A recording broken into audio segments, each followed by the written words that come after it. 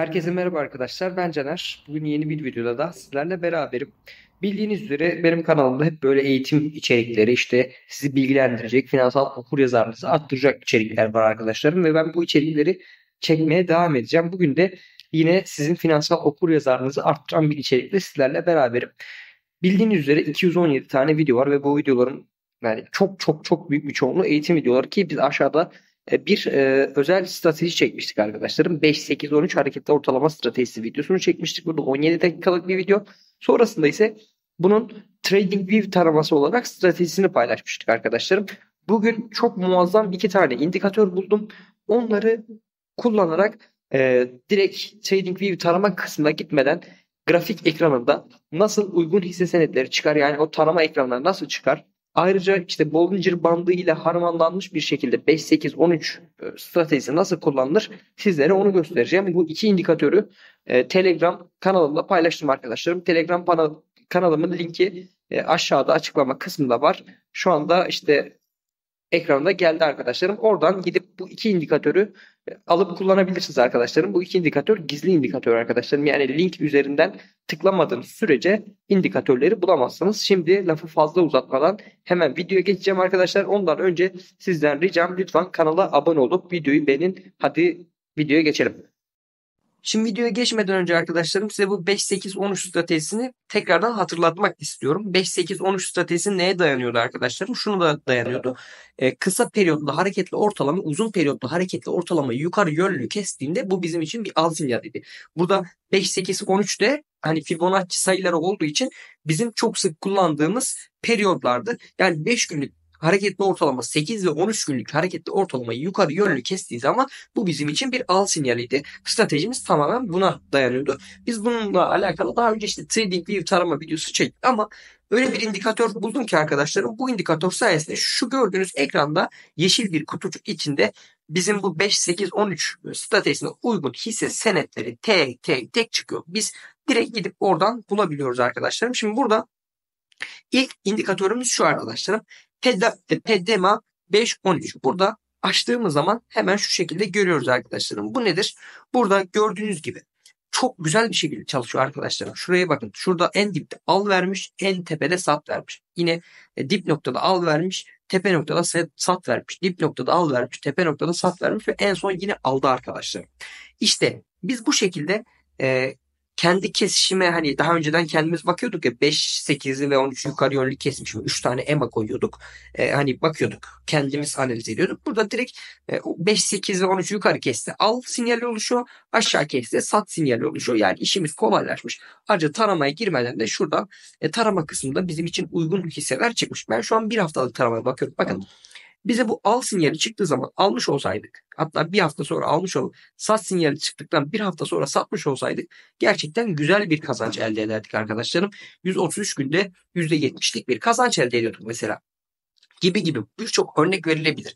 Buradaki periyot da önemli arkadaşlar. Mesela burada ben bir haftayı seçtiğim zaman daha böyle güzel, sakin bir grafik görüyorum. Mesela bir güne çevireyim. Şöyle bir güne çevirdiğim zaman yanlış sinyal oranı da artıyor arkadaşlarım. Yani periyodu siz kısalttıkça size çıkacak yanlış sinyal ihtimali de artıyor. Nasıl yanlış sinyal ihtimali artıyor? Bakın mesela şurada bir tane sat vermiş. Şuralarda al vermiş mesela. Hemen al vermiş, sonra sat vermiş. Ama tekrar bir haftalığa geçiyorum. Bakın bir haftalığa geldiğiniz zaman bu yanlış sinyal oranı da düşüyor. Bak, burada al vermiş, burada sat vermiş. Öyle ardı sıra al satlar vermemiş ve al satlar her zaman bir kar üzerine olmuş. Yani burada almışsınız, yukarıda satmışsınız. Yine aşağıda almışsınız, yukarıda satmışsınız ama periyot kısalttıkça arkadaşlarım bu güvenilirlik de düşüyor. O yüzden hani onu da size belirtmek istedim. Hatta bir aylığa çevirelim. Bakın ne olacak bir aylıkta, daha da güvenilir olacaktır arkadaşlarım. Şöyle bir aylıkta çıkarın. Evet, çıktı. Mesela şu bir aylıkta aldığınızı varsayarsanız, ki çok uzun vadeli bir periyot arkadaşlar. Mesela bir ay önce aldırmış burada. Nerede sattırmış? Şurada sattırmış. Bakın 488 günde %246'lık bir kar elde etmişsiniz. Burada güvenilirlik daha fazla arkadaşlar. Fakat hani ben bu indikatörü bir haftalık veya bir günlük periyotta kullanmanızı sizlere öneririm arkadaşlarım ki en güzel benim gördüğüm kadarıyla bir haftalık çalışıyor. Ve az önce size bahsettiğim gibi bakın burada tarama çıkmış. Nasıl tarama çıkmış? Şimdi burada bu tarama tamamen periyoda göre de değişiyor arkadaşlar. Mesela taramada 3 tane hisse senedimiz çıkmış ama bu bir haftalığa göre 3 tane hisse senedimiz çıkmış. Mesela ben bunu bir günlük yapalım. yapayım. Şöyle bir günlükte bakıyorsunuz arkadaşlarım. Farklı 5 tane hisse senedi çıktı bu sefer. 4 saatlik yapıyorum. Pardon. Hisseye gidelim yine Cemtaş'a. Bu arada bu hisse bir yatırım tavsiyesi veya bir önerisi değildir arkadaşlarım. Bu hissede daha güzel bir şekilde gösterebildiğim için bu hisseyi seçtim. Mesela 4 saatliğe aldım arkadaşlarım. 4 saatlikte ne çıkacak? 4 saatlikte de bir tane hisse senedi çıktı. Geldim burada arkadaşlarım. Bir haftalığa tekrardan bakın. Burada al vermiş. Mesela burada bize neyi söylemiş? Hemen bir tanesine ekleyelim arkadaşlarım. Şurada hangisine eklerim? A1 Kapital'e gidelim mesela. A1 Kapital şeklinde yazalım. Şöyle. Evet. Bakın buraya yazdım. Yine bir haftalık projeksiyon. Bakın. Burada hemen al vermiş. Al verdiği noktada zaten bizde bu taramada çıkmış. Mesela ben burada almış olsam bir şu kadar yükselse, bakın daha önce şurada yükselmiş ya. Bir bu kadar yükselse mesela ne kadar kazanacakmışım? 42 günde %25'lik bir kar elde edecekmişim. Yani son günde al verenleri burada taramada çıkarıyor arkadaşlar. Yani ya da son haftada al verenleri burada taramada çıkarıyor. Tamamen periyoda bağlı. Mesela gelelim bir günlüğe. Bir günlükte bakalım.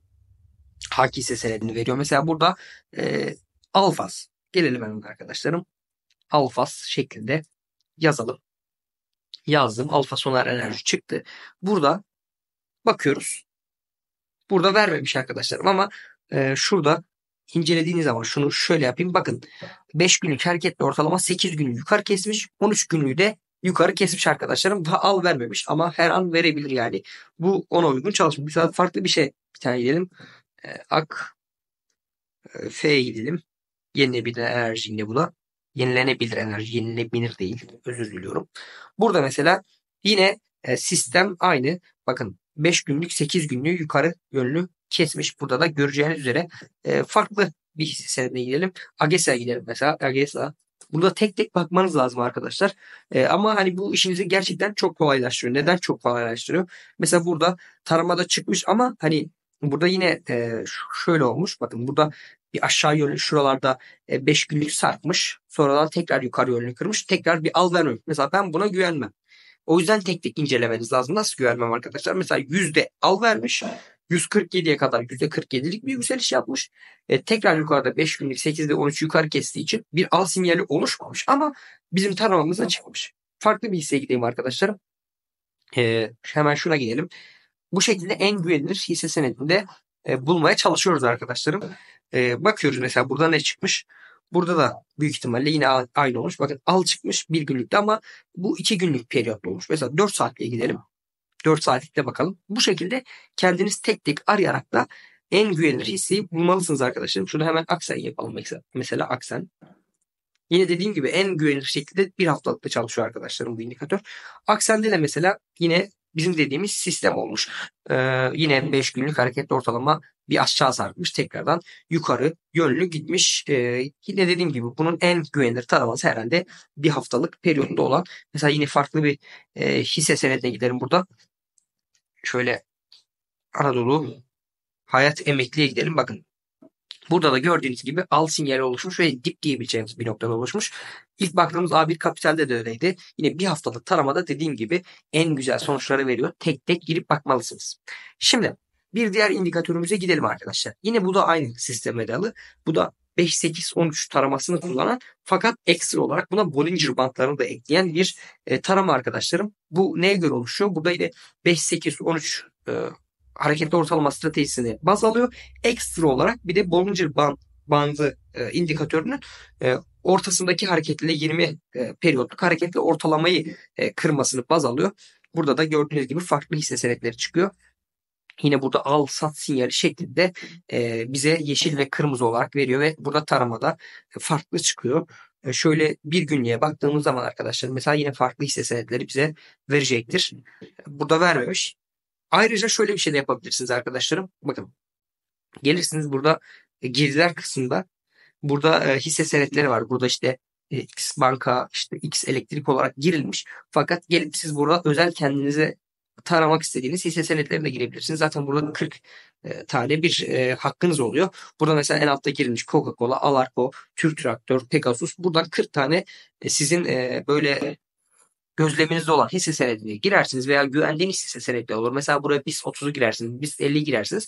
Bu strateji biraz daha güvenilir olan BIST 30, BIST 50 hisselerinde denersiniz. Fakat bu sefer kar marjını düşer. Neden? Çünkü hepiniz biliyorsunuz BIST 30, BIST 50 hani biraz daha yavaş ani hareketler yapmaz. Daha yavaş hareketler yapar ama kazancı da daha azdır. Mesela bir e, farklı hisse senedi düşünelim.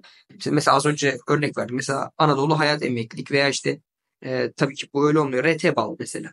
İşte burada RTL laboratuvarları biz zaten bu hisseyi daha önce bilmiştik biliyorsunuz. Mesela 18 günde %114'lük bir kar vermişti bize. Mesela bu hisse senedi biraz daha hani BIST 30, BIST 50'nin dışında olduğu için biraz da yan tahta diyeceğimiz bir hisse senedi olduğu için bu hisse senedi hızlı hareket eder. Yani mesela siz ister hızlı hareket eden hisse senetlerine o 40 periyot geri girersiniz. İster BIST 30, BIST 50'ye girersiniz. Daha güvenilir şekilde hisse senetleri elde edebilirsiniz. Bugünkü stratejilerimiz bu şekildeydi arkadaşlarım. Bu indikatörleri de size tanıttım. Bunları dediğim gibi Telegram kanalından paylaştım. Telegram kanalımı da takip etmeyi unutmayın arkadaşlar. Ayrıca şuraya bırakıyorum. Instagram sayfam da burada ekranda şu an çıktı. Orada da analizleri paylaşıyorum. Ayrıca şu öne çıkan kısımlara da tek tek analiz ettiğim hisse senetlerini sabitliyorum. İstediğiniz aldığınız bir hisse senedi olursa gelirsiniz. Orada daha önce hangi analizleri yapmışım, o hisse senedi hakkındaki düşüncem nedir? Oradan bakabilirsiniz arkadaşlarım. Hepinize esenlikler diliyorum.